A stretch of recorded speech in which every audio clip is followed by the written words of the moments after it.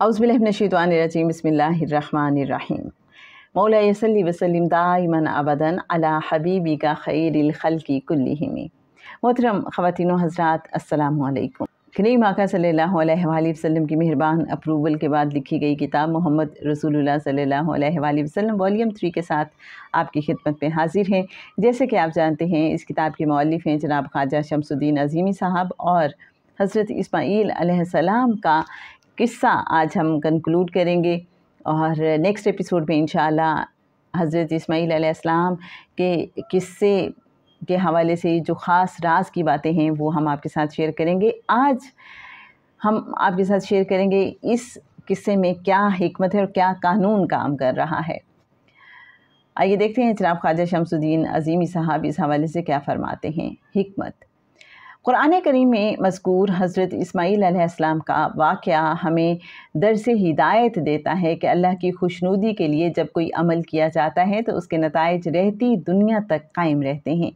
बीबी हाजरा सलामुल्लाह अलैहा का अल्लाह की ज़ात पर तवक्कल करके जंगल बियाबान में रह जाना, पानी की तलाश में दो पहाड़ियों के दरमियान दौड़ना अल्लाह ताला को इतना पसंद आया कि अल्लाह रब्बुर रहीम ने बंजर ज़मीन में पानी का चश्मा जारी कर दिया, और इस ईमानो एकान के अमल को दोहराना हर उस फ़र्द पर लाजिम कर दिया गया जो अल्लाह के मुक़द्दस घर की ज़ियारत, उम्रा और हज के लिए हाजिर हो।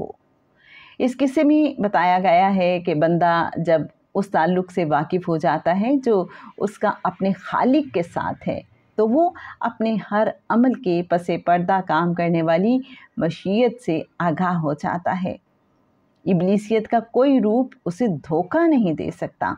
उसके अंदर ईमान और यकीन की तर्ज़ें मुस्तहकम हो जाती हैं। वो जान लेता है कि हर चीज़ अल्लाह की तरफ से है और अल्लाह ही की तरफ लौट कर जाने वाली है।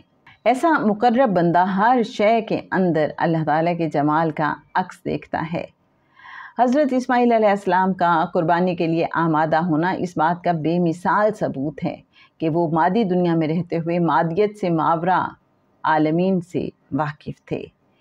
आलमीन में वारिद होने वाली कैफियत में किसी शक और वसवसे की गुंजाइश नहीं होती।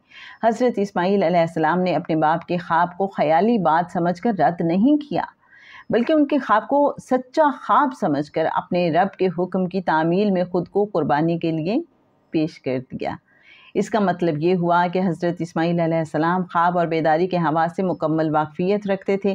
कुरान में तफ़क्कुर रहनुमाई करता है कि हज़रत इस्माईल अलैहिस्सलाम के किस्से में दीगर बहुत सी बातों के अलावा आलमे रोया और ख्वाब की अहमियत की तरफ तवज्जो दिलाई गई है। ख्वाब की हकीकत। आइए ख्वाब के अज्जा, ख्वाब की अहमियत और ख्वाब की हकीकत तलाश करें। जिस अमल को हम ख्वाब देखना कहते हैं, हमें रूह और रूह की सलाहियतों का सुराग देता है। वो इस तरह के हम सोए हुए हैं, हमारे आज़ा मुअत्तल हैं, सिर्फ सांस की आमदो रफ्त जारी है, लेकिन ख्वाब देखने की हालत में हम चल फिर रहे हैं, बातें कर रहे हैं, सोच रहे हैं, गमज़दा और खुश हो रहे हैं। कोई काम ऐसा नहीं है कि जो हम बेदारी की हालत में करते हैं और ख्वाब की हालत में नहीं करते। यह एतराज़ किया जा सकता है कि ख्वाब देखना अगर ख़याली हरकत नहीं है तो जाग उठने के बाद किए हुए आमाल का कोई असर बाकी क्यों नहीं रहता। हर शख्स की ज़िंदगी में 1, 2, 3, 4, 10, 20 ऐसे ख्वाब ज़रूर नज़र आते हैं कि जाग उठने के बाद या तो गुस्ल करने की ज़रूरत पड़ती है, या कोई डरावना ख्वाब देखने के बाद उसका खौफ और दहशत दिलो दिमाग पर मुसल्लत हो जाती है, या जो कुछ ख्वाब में देखा है वही चंद घंटे, चंद दिन, चंद महीने या चंद साल बाद मिनो अन बेदारी की हालत में पेश आ जाता है। 6 अरब की इंसानी आबादी में एक फ़र्द वाहिद भी ऐसा नहीं है जिसने इस तरह के एक या एक से ज़ायद ख्वाब ना देखे हों। इस हकीकत के पेश नज़र इस बात की तरदीद हो जाती है कि ख्वाब महज ख़याल है। बेदारी या ख्वाब दोनों हालतों में अहमियत इस बात की है कि हम इस दौरान अंजाम पजीर काम की तरफ किस कदर मुतवज्जे होते हैं। बेदारी हो या ख्वाब, हमारा जहन किसी चीज़ की तरफ या किसी काम की तरफ मुतवज्जे है तो इसकी अहमियत है, वरना बेदारी और ख्वाब दोनों की कोई अहमियत नहीं है। बेदारी का बड़े से बड़ा वक्फ़ा, بے خیالی میں گزرتا ہے اور خواب کا بھی بہت سا حصہ بے خبری میں گزر جاتا ہے۔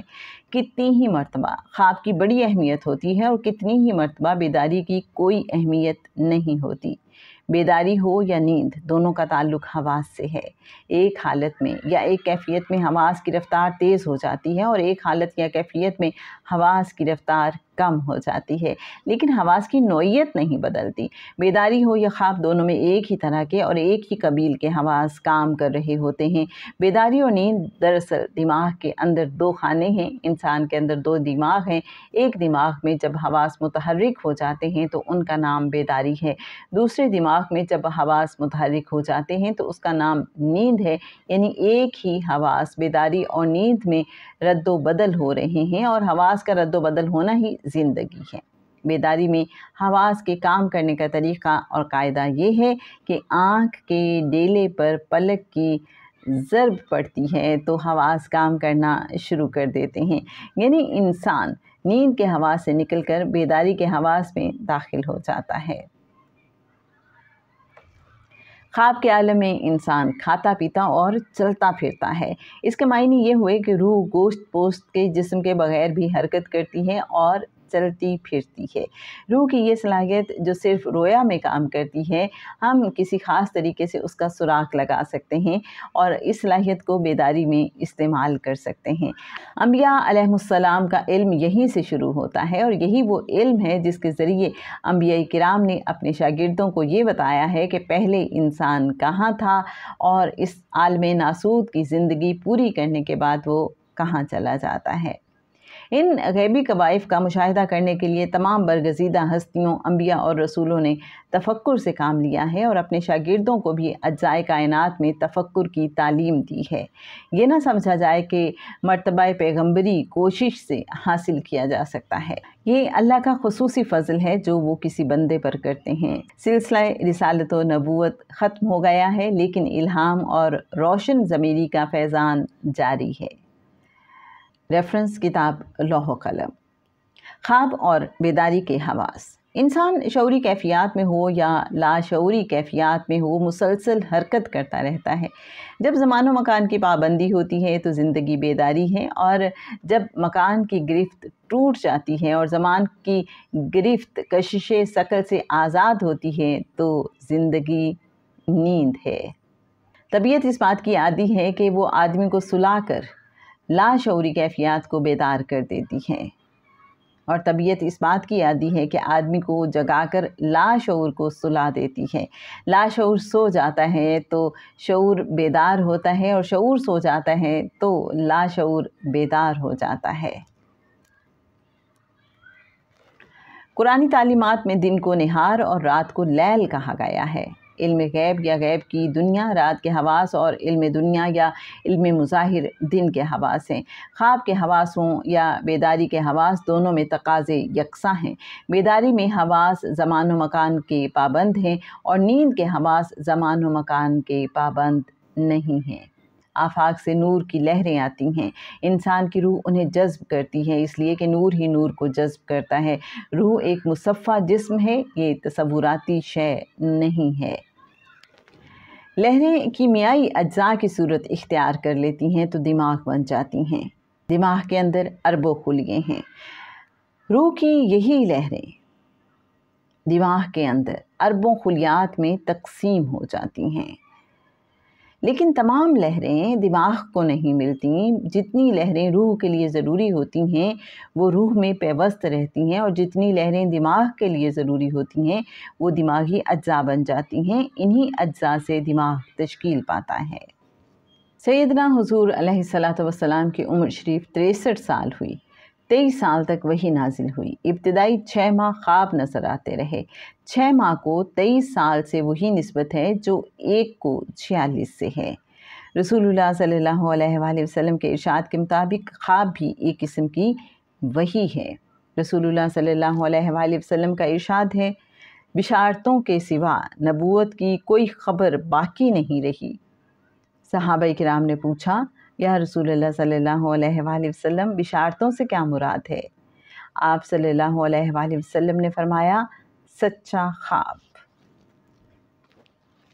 تو جناب یہ تھا آج کا حضرت اسماعیل علیہ السلام کے حوالے سے قصہ، اور اس میں جو چھپے ہوئے راز ہیں، قوانین ہیں، فارمولے ہیں، کہ جو خواب دیکھا تھا حضرت ابراہیم علیہ السلام نے، تو اس خواب کی حقیقت کیا تھی، خوابوں کی حقیقت کیا ہے، خواب کس طرح سے کام کر رہے ہوتے ہیں، یہ جو ہمارے دماغ کی لہریں ہیں، یہ جو حواس ہیں دن اور رات کے، اور یہ جو سونے کے اور نیند کے اور بیداری کے حواس ہیں، ان سب کا کیا تعلق ہے خوابوں کے ساتھ، یہ سب ہم نے جاننے اور سمجھنے کی کوشش کی۔ اور شعور اور جو لاشعور کی دنیا ہے، کیا اگر ہم نیند سے واقف نہ ہوتے تو کیا ہمیں پتہ چلتا کہ کوئی لاشعور کی دنیا بھی ہے؟ اگر ایک انسان مسلسل جاگتا رہے اور سونے کے حوالے سے وہ بالکل بے خبر ہو کہ کوئی نیند بھی چیز ہے، تو پھر کیا ہوتا؟ کیا یہ جو نیند کا وقفہ ہے یہ ہمیں ایک لاشعور کی دنیا سے، ایک غیب کی دنیا سے متعارف کراتا ہے؟ یہ سب انشاءاللہ ہم ڈسکس کریں گے نیکسٹ ایپیسوڈ میں۔ اللہم صلی علی سیدنا و مولانا محمد معدن الجود والکرم وعلی آلہ وبارک وسلم۔ السلام علیکم ورحمۃ اللہ وبرکاتہ۔